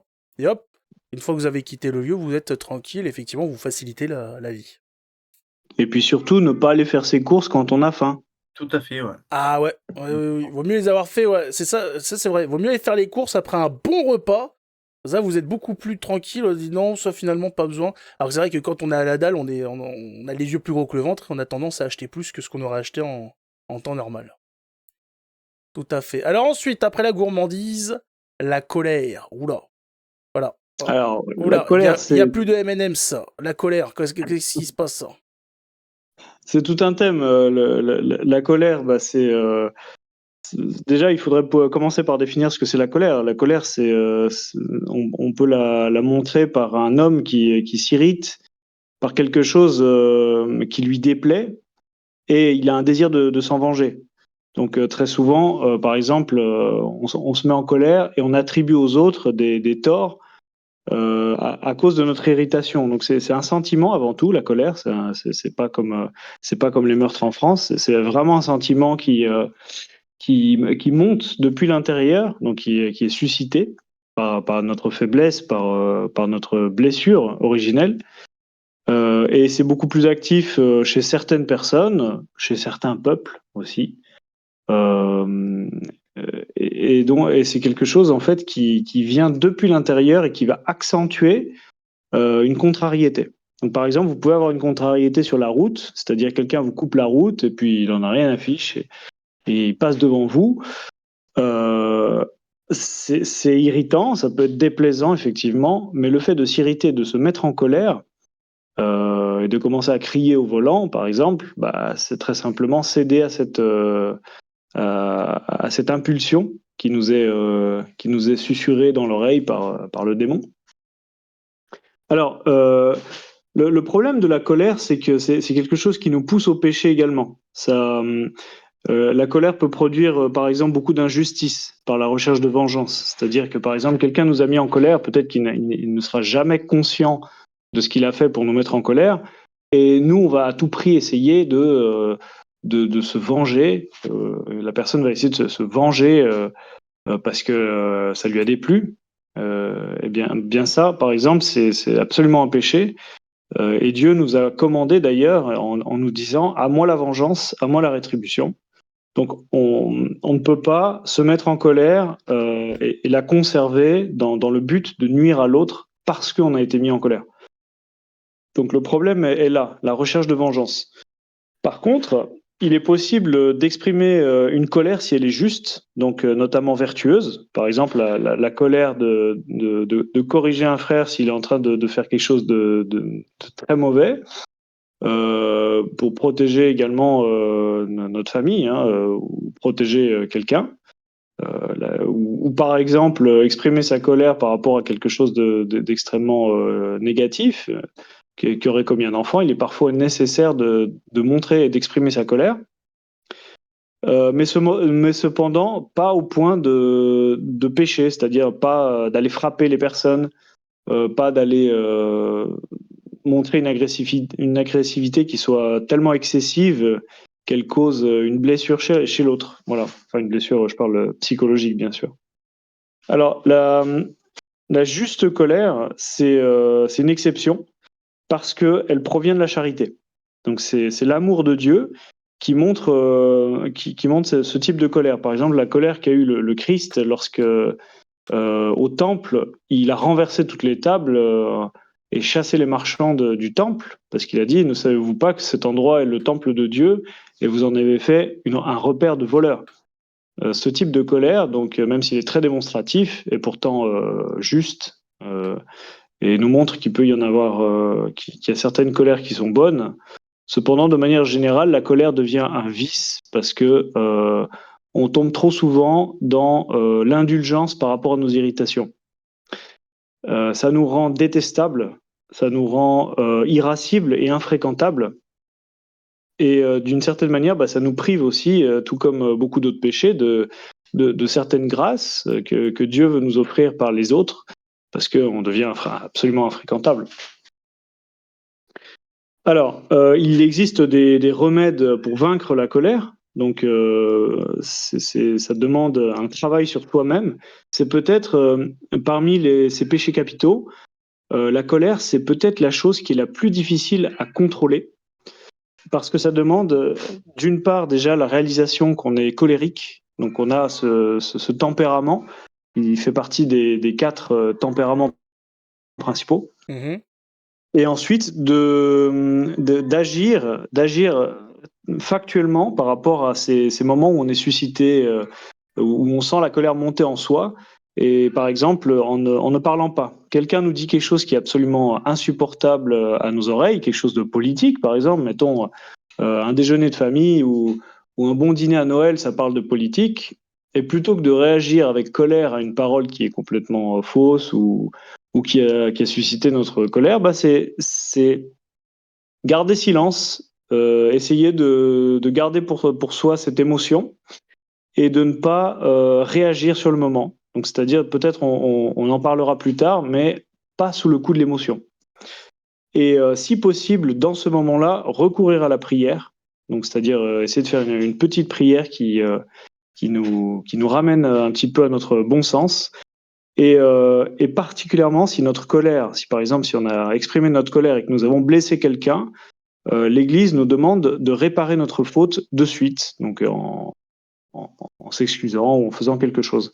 Donc par exemple, il y a une citation dans Éphésiens 4, 26 qui nous dit que le soleil ne se couche pas sur votre colère, afin que les gens autour de vous ne se rappellent pas de vous pour votre colère, mais bien pour ce que vous êtes vraiment. Voilà, donc l'opposé de la colère, c'est bien la vertu de la douceur, le caractère pacifique et plus particulièrement la patience. Donc être patient avec les gens qui vous ennuient, être patient avec les gens qui n'ont pas les mêmes opinions que vous, ou tout simplement avoir de la patience avec des situations qui vous agaceraient dans la vie. C'est également une belle vertu, c'est un beau sacrifice d'exercer ça, qui nous valent de très grandes grâces sur la terre. Dieu a promis, heureux les doux, ils hériteront le royaume de Dieu. Et particulièrement, un homme qui est patient dans la vie, par exemple par rapport à des situations qui peuvent être insupportables, comme par exemple, il y a des choses qui sont insupportables dans la vie. La maladie ou des maladies incurables, le fait d'avoir une injustice dans sa famille, d'être séparé de certains de ses proches, ça peut engendrer des colères qui soient insupportables. Et si on les offre à Dieu, en les supportant patiemment tout le temps que Dieu le veut, alors on peut par la suite vaincre ce péché-là et arriver à un meilleur contrôle de soi et donc être plus proche de la sainteté. Voilà. Très bien. J'en ai fini si vous voulez rajouter quelque chose sur la colère. Non, je crois que tu as tout dit. Mais c'est vrai que la colère, vu que c'est un trait de caractère, ça peut être compliqué. C'est vraiment une... C'est se reprogrammer quasiment. Quand c'est dans son caractère, c'est C'est compliqué compliqué. de revenir là-dessus, Comme effectivement. Mais toi, il faut lutter, voilà, je sais pas. Quand vous êtes en colère, vous sentez la colère monter, vous faites une dizaine dans votre tête. Mais c'est facile à dire, c'est plus compliqué à faire, c'est sûr, c'est sûr. Mais que voulez-vous? Que voulez-vous? Hein, nous sommes des faibles, exercices on fait comme on peut. de respiration aussi qui peuvent aider pour, Aussi, voilà. Faut vraiment trouver quelque chose, effectivement, quelque chose qui va vous détendre. Faut vraiment trouver cette chose. Comme les acteurs arrivent à avoir des facilités, ils ont quelque chose, une émotion, un souvenir qui va enclencher des pleurs pour les faire pleurer sur commande. Il faut trouver cette chose qui va déclencher cet apaisement, ce calme en vous. Et ça peut aider, voilà. Mais c'est facile à dire, c'est plus difficile à faire. En tout cas, et voilà. Oui. pour les repas politiques, en famille, c'est souvent assez délicat, je suis les conseils de, Manon Aubry. Ah bah voilà. Manon. Bon, Parle-en, Diego, qu'est-ce qu'elle nous conseille? de la mettre dans la casserole. Ouais, c'est C'est à peu près ça qu'elle rien te de très conseille. Hein. intéressant, Elle te rien de très Je constructif. crois qu'elle, de ce que j'ai compris, elle a envie de tester l'aérodynamisme en passant par la fenêtre. Alors, le dernier péché, c'est la paresse, hein, la flemme de tout. Et ça, je peux vous dire que je parle d'un sujet que je maîtrise puisque j'ai été un paresseux pendant au moins bien 20 ans de ma vie. Hein, de la naissance jusqu'à la fin de mes études déjà, ça a été une chose qui m'a accompagné tous les jours, donc je sais de quoi je parle. Hein. La paresse, qu'est-ce que c'est? C'est un amour déréglé du repos, un amour tel qui nous fait négliger nos devoirs, particulièrement nos devoirs vis-à-vis de Dieu. Ah oui, la paresse, c'est ne rien faire, et qui dit ne rien faire, bah, ça commence déjà par ne rien faire envers Dieu, et là commence le problème. Il est dit, hein, si vous le savez ou pas, dans Matthieu chapitre 11, verset 12, « Le royaume des cieux est forcé et ce sont les violents qui s'en emparent. » Le royaume des cieux est donc pour ceux qui se font violence, qui luttent, qui se battent contre le péché, qui se battent chaque jour, ceux qui se démènent, qui font. Voilà. Donc le royaume des cieux, bah, il n'est pas fait pour les paresseux. Voilà, ceux qui sont là, telle une feuille morte, à se laisser porter par le vent, bah, vous êtes dans la merde, les copains. S'agirait de se sortir les dos du cul. Hein. Ça n'a rien à faire là de toute façon. Donc voilà, hein, la paresse, je sais, j'ai traversé. Moi, j'étais quelqu'un, mais je préférais m'ennuyer que de faire quelque chose. Pas quelque chose, de faire mes devoirs, par exemple.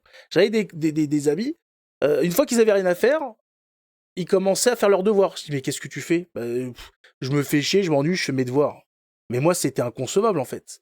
Moi, je préférais ne rien faire du tout, quitte à m'ennuyer. Vraiment la paresse ultime.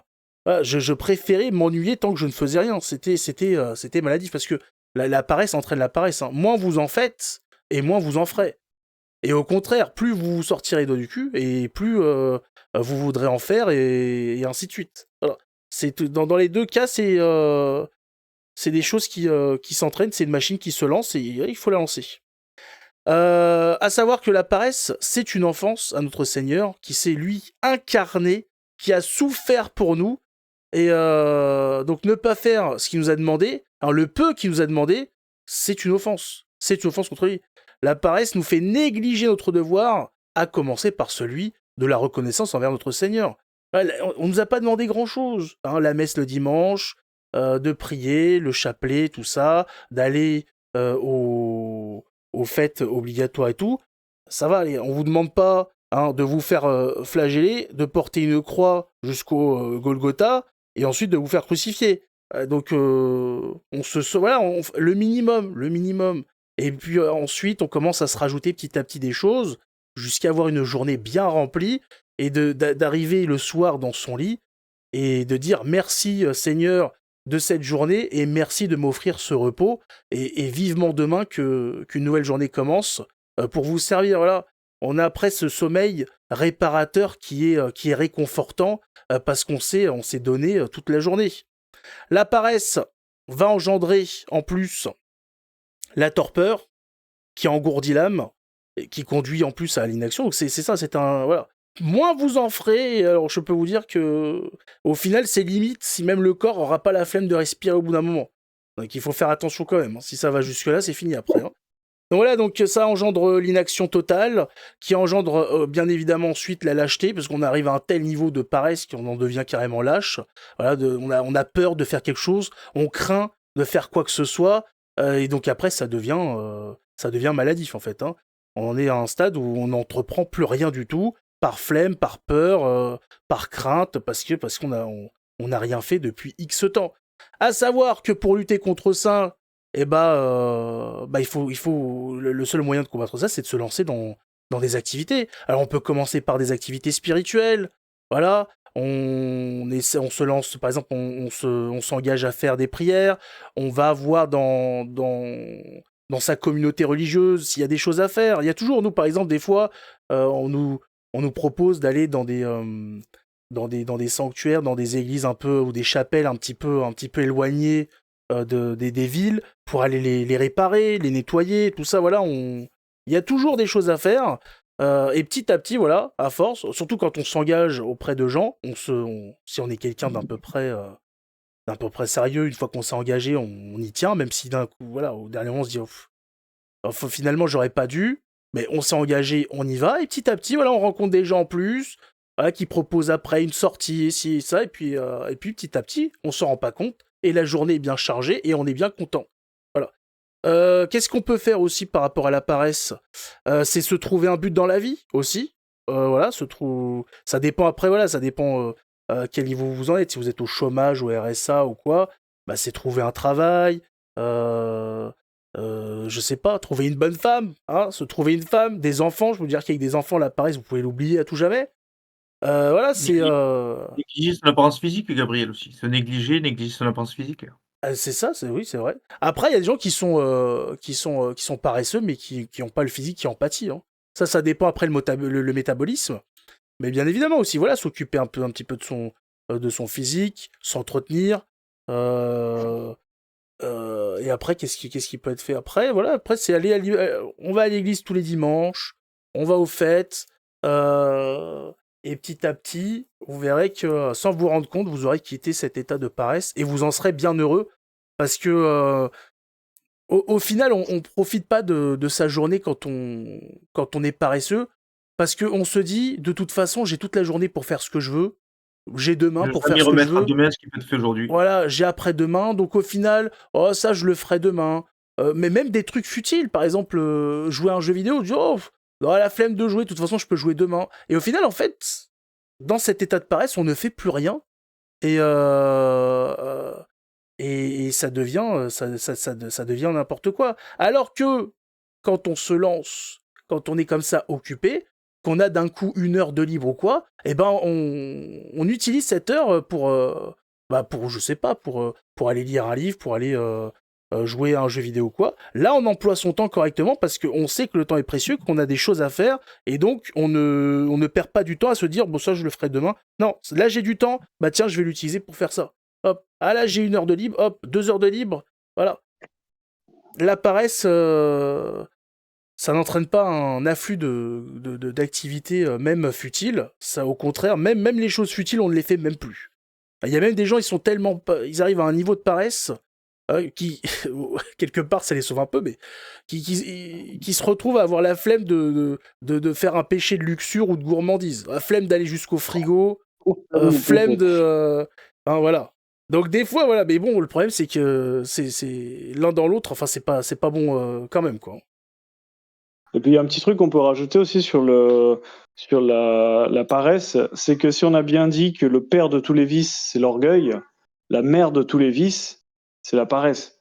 Ah oui. Ouais. C'est-à-dire que il y a, enfin, par rapport à la, oh là, j'ai perdu le fil des idées, mais en tout cas, la paresse, il y a un moyen de la combattre assez facilement. C'est quand vous voulez remettre quelque chose à plus tard, dès que vous avez l'idée de faire quelque chose, bon, vous avez le temps sur le moment, mais que vous avez l'idée de faire quelque chose, c'est de tout de suite le faire. C'est pas se dire ah tiens je ferai ça et je le ferai demain. Si vous avez l'idée, vous vous lancez immédiatement dans l'action. Vous faites une chose et une fois que vous l'avez réalisée, il y a ces grâces qui arrivent qui font qu'il y a une satisfaction qui va s'installer, qui va vous pousser à faire d'autres choses. Mais la paresse, elle commence par le fait de se dire tiens, de se complaire dans ce qui est inutile Et voilà ce que tu as dit tout à l'heure, quoi. C'est ça. Alors, Dès que vous avez l'idée de Gabri faire quelque chose, vous le faites. Gabriel, j'aimerais, je sais pas si tu allais en parler, mais j'aimerais qu'on parle de cela pour dissocier 2 choses. La paresse et l'acédie qui est la paresse spirituelle. Ah bah oui, parce qu'avant, effectivement, alors je l'ai enlevé parce que je voulais Alors pas c'est un embrouiller peu les moi gens, mais c'est moi vrai moi que moi oui, il y a une nuance si tu veux, bien sûr, bien sûr, bien sûr. d'après mes recherches, c'est que l'acédie, c'est une paresse spirituelle. Mais ça, Heu oui, oui, oui. Mais ça concernait, c'était quelque chose qui visait plus les religieux, de ce que j'ai vu. Or, les religieux ou même j'ai envie de te dire les gens qui veulent, aller vers la foi, c'est-à-dire que tu vas dire: «Je vais, être rigoureux et m'astreindre à prier, à aller à la messe tous les dimanches», tel que qu'on doit le faire et bah, tu vas dire: «Mon chapelet il est à 18h» et tu vas essayer de repousser, tu vas dire: «Bon, ben c'est pas grave, je le ferai plus tard» ou, «J'ai un chapelet à réciter, je vais faire une dizaine de chapelets». Au fur et à mesure, en fait, tu ne te tiens plus à tes obligations et donc il y a cette particularité quand même par rapport à l'acédie qui est une paresse spirituelle qui touche, comme tu l'as dit, souvent le plus souvent a été pour les religieux et les gens qui étaient dans les ordres, mais ça nous touche aussi nous en tant que laïcs, pour le fait de se rapprocher de Dieu et d'aspirer à la sainteté. C'est Donc vrai, c'est c'est vrai. aussi, Oui, c'est avant qu'il y ait le péché capital de la paresse, c'était l'acédie. Oui, c'est oui, l'acédie. Et effectivement, c'était quelque chose qui concernait, c'était voilà, certains moines, certains religieux qui en arrivaient à avoir un dégoût de la prière, euh, voilà, qui avait une tristesse du bien divin de Dieu. C'est quelque chose qui vraiment voilà, c'était très grave quand ça concernait des religieux parce que ça allait très loin parce que c'est des personnes qui vivent, qui ont donné leur vie, leur quotidien, leur vie à Dieu. Et c'est vrai que c'était quelque chose qui était, qui était, bah, c'est un péché capital, donc quelque chose de très grave. Après, ça a été remplacé par la paresse parce que bah, ça comporte en fait, les deux se retrouvent dedans. La paresse de prier, oh flemme, je prierai demain, tout ça. Ça, voilà, ça rejoint un petit peu la chose. Mais c'est vrai qu'il y avait ça avant, voilà, pour éviter de perdre les gens. J'ai préféré me concentrer sur la paresse. Mais c'est vrai que ouais, l'acédie, c'est quelque chose qui était aussi très grave.